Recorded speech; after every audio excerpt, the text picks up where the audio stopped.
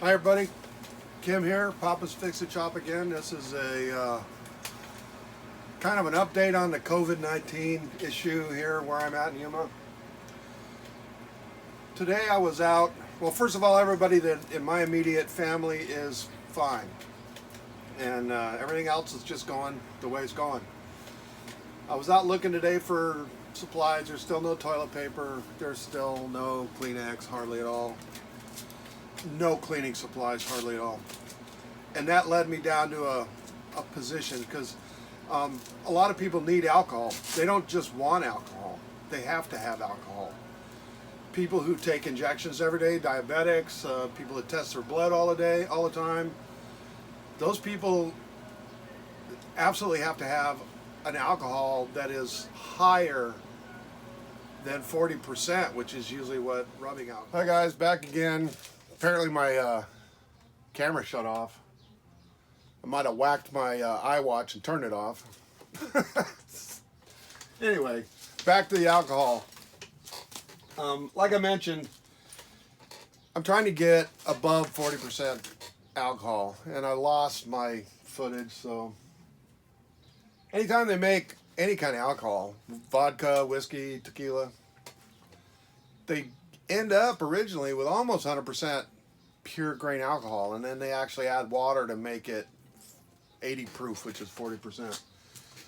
And that's just so people don't poison themselves, because they will, you know. In any event, I need this stuff to sterilize, and so I'll show some of it. I wanted to be a little bit better, but I lost the footage, and I already used my stuff. But ice cream salt, any kind of alcohol, the salt will draw the moisture, the water out of the alcohol and bond to it into a saline. And then it'll layer out in a bottle and you can kind of pour it off. You're always going to get some salt. So you'll have a salt water in there. This is not perfect. And there's a lot of better ways to make pure alcohol. This is just something you can do with simple materials. You can get a bottle and you can put salt in it and you can bind that stuff without any kind of fancy equipment. And yes, it will leave some salt deposits if you get too much of that saline mixed in with what you pour out. So, you know, this is actually the results of half of this bottle. The first bottle, this is hilarious. The first half that I was working on, I went to shake it and the top flew off and I threw it all over the shop. So and it was good because when it hit the floor, I could see the alcohol that was pure and it just evaporated immediately. And then it left another spot of the saline. It was really cool. Any event, I got about 200 milliliters of somewhere probably about 60 or 70% alcohol out of this process. So that'll last me, a couple of months if for my injection stuff. So I know this is a terrible video because of the disruption of my attempt to show the continuity, but I still think it's important to get out there because this pandemic, for lack of a better word, I guess they're calling it pandemic, this is going to go on. The latest numbers out of Arizona is that we're not even going to hit the peak until the end of March or end of April. So it's going to continue to be increasing infection rates for another 3 weeks before it starts to go down. And a big part of that is people not taking precautions. So you need to be aware of that. It's important to keep yourself safe. Not only for ourselves, but other people. Me, for example, I'm high risk. Several people in my family are high risk. I've got someone very close to me that just got done with cancer treatment, and they have no immune system right now. So this is scary stuff. So somebody who's young and healthy or old and healthy that feels like it can't happen to me, I'm going to do what I want, you could end up losing someone else's life for them by spreading this. So use some common sense and some respect, okay? Thanks a lot, folks. Appreciate you watching.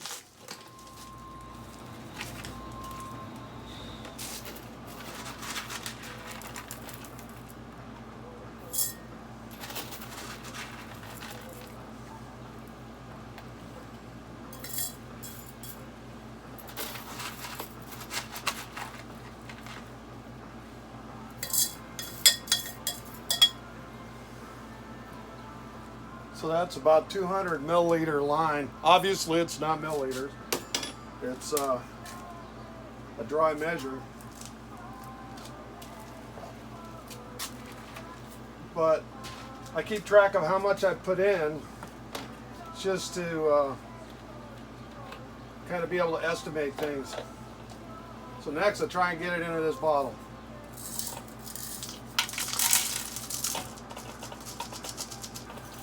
And that ain't gonna work. Stand by.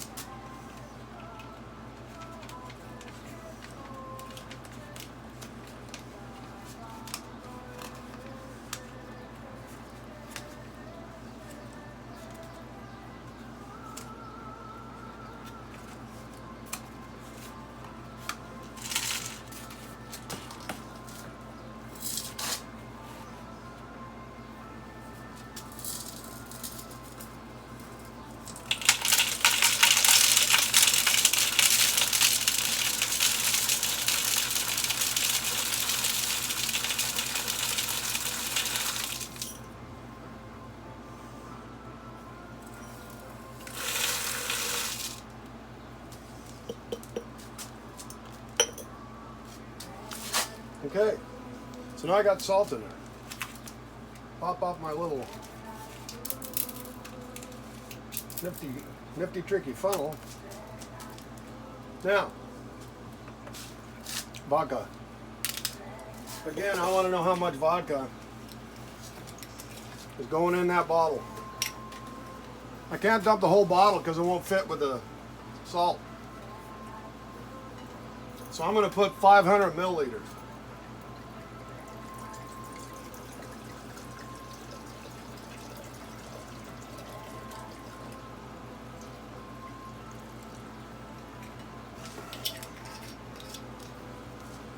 Now, theoretically, half of that's water. I mean, a little more than half. So if I can get it reduced to where I can only get 200 milliliters back out of this process, I know I've removed that volume of water.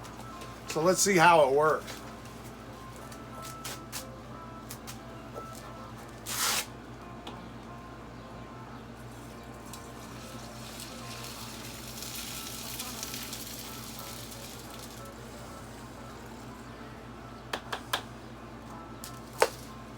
Obviously, there's a little bit of vodka in there, you know. Yeah, there's just a tiny bit left. And so we need to use every bit we can, you know. Needs an olive. Okay.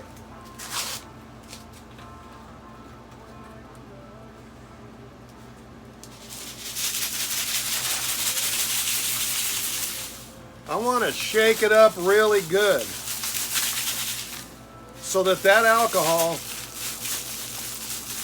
gets completely in contact with all that salt. So, it's hard for you to see. Let me see. As it settles out, it looks foggy. And the fogginess is bubbles and other stuff. But right now, those grains of salt are absorbing moisture. They're taking water. Salt won't dissolve in alcohol. So it's just taking the water out. And so after a few hours and a lot of agitation, I'm gonna drain it out, see how much I get. So you see the bottle I've got laying down here on its side, and I'll pick it up. Now it's almost certain that you won't be able to see this, and that's simply because I do all my filming with an iPhone. However, if you try this experiment and you get to this point, when you look through here, down here in between the surface and the salt level, you see something that most people would describe as like the mirage they see on a road or something, kind of like a weird change in the way the light looks. Some people might say they've seen a shadow of smoke, and it looks kind of like that too. Any event, if you're a scuba diver or you know some stuff, it's called a halocline. And what that means is, like, sometimes if you're diving next to an island and the fresh water comes down into the ocean, especially, like, for example, Cozumel, it's a real good example. It comes down through the rock and comes up out down below. It's not pouring down from above, but it comes out of the rocks. And it makes this level where there's a big difference in the salinity on one side or the other. It's also can be a thermocline at the same time. It'd be like really cold, salty water below it, and warm, cold, or warm, fresh water coming across above it as it mixes in. It's really kind of neat, but that's what's happening in there. The water is dissolving the salt and making brine, which draws the water out of away from the alcohol molecules. And the brine is what you see down in there. And that's why I said, when you give it enough time and you keep looking, I can look through there right now and see that level is about half of the liquid in that bottle. You can see a turbulent area on the bottom because the alcohol will float on top of the saline. So the next step is, after I let it really soak in there and get as much of because a lot of the actual rock salt's still in there. So if it never dissolves completely, I know that all the salt all the water has come out as possible. Now there is some physics, math kind of stuff, the density of the water and the salt and how much it can do it, and so that's I don't need all that for this particular exercise, right? So several hours later, I'll get it out of there and see what I got.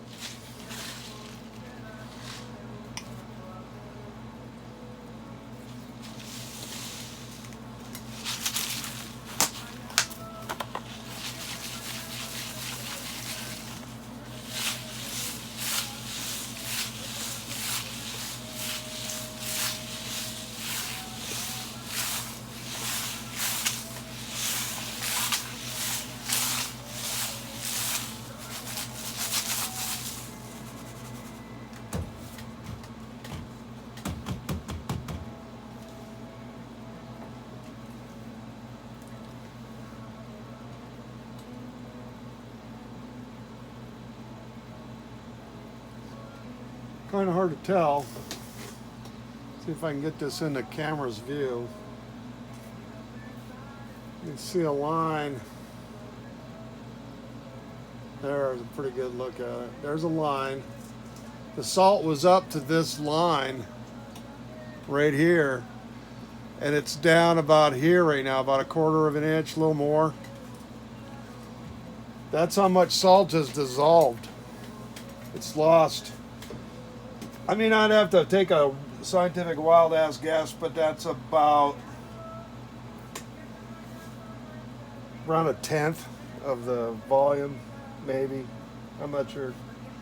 But what it means is there's no way I can get more than 40% of the volume of liquid out as pure. Yeah, I just knocked my camera off.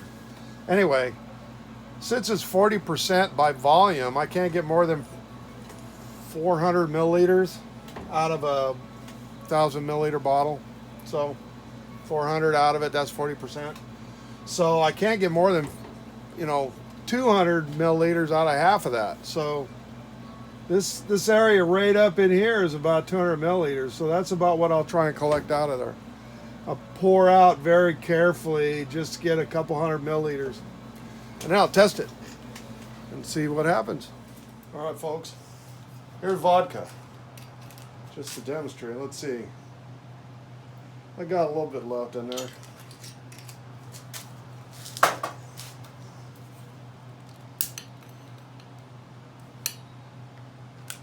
See, vodka don't burn.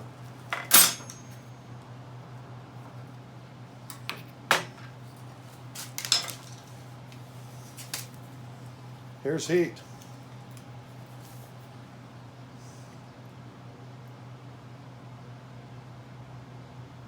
Oop, I put a little bit too much. Hold on. Check this out.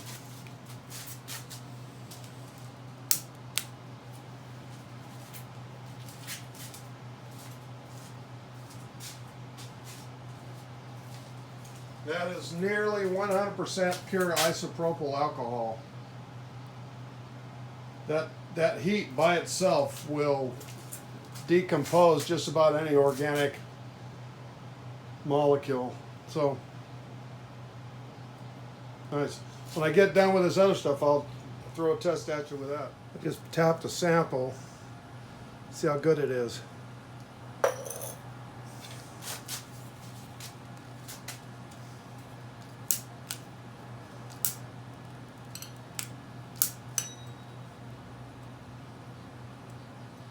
Almost there. See how it's wants to flame. There, it's burning. There it is. Look at that. So it's not 100%, but it's getting there.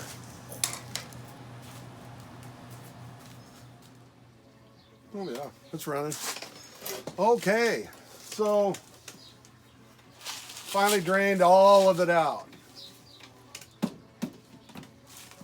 So now here I am with the results. No, consider that. I've got, I don't know, maybe 400 milliliters in this bottle that's left over. I did spill a bunch. It's way above 40%. It's probably around 60 or 70%. So I'm going to throw some tests at you right here and show you. Part of the video I lost is about this stuff. Can you see that? Heat. This is available at auto parts stores. It's designed to get water out of the fuel tank and, condensation that builds up in fuel to make sure the water doesn't build and clean your fuel injectors. It doesn't give you any real specifications, but it says warning, contains isopropyl alcohol. Isopropyl alcohol at dang near 100%. Because alcohol is very corrosive. And it's a good cleaner. So this stuff you can buy at Walmart, a car place, and it's 100%, nearly, as I said, nearly 100%. Let me get a lighter.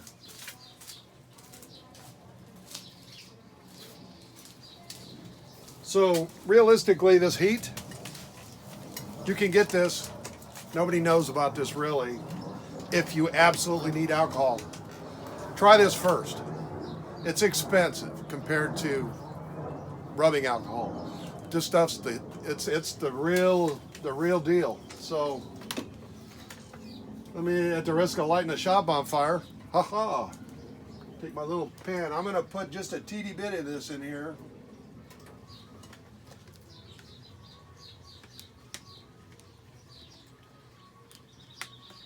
Okay, come on, screw on there right.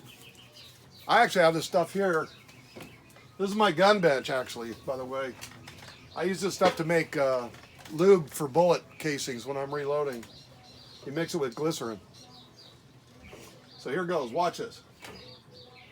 Make sure it's still going. That's 100% isopropyl alcohol.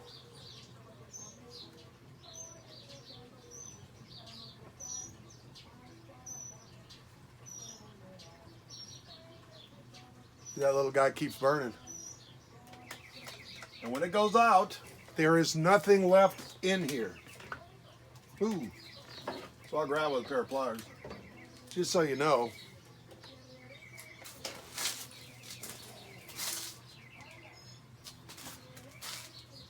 See, there's nothing in there. So, next, I'm going to pull a sample of my processed goodies in here.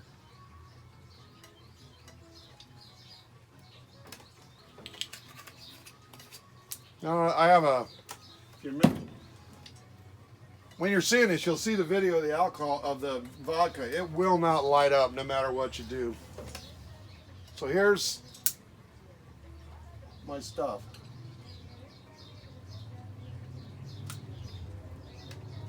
Hard to see, there's a flame going. It's a blue flame. So that's where I'm at right now. This is good enough for me. If I wanted it better, I could do it again. Put the results of this into more salt, let it soak for a day, carefully pour off what's left. See, now it got down where it's boiling the water in there. As long as it's hot, the alcohol's coming out and it likes it. So that was it. So now, see if I can keep going. All right. So now what's left in this can is obviously below the flash point of alcohol. And I'll show you in here. See that? Now what's in there has still got alcohol in it, but it's below 40 proof. So the alcohol burned off and left this salt saline down there. When that dries out, it'll be a big, crusty, salty mess. Watch this.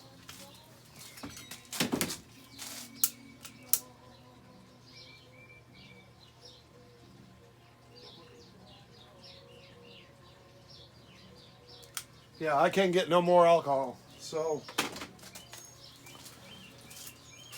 I suppose I could do an experiment and precisely measure how much I take out and burn off the alcohol, see what's left. But what's left in here doesn't matter, as long as the alcohol burns.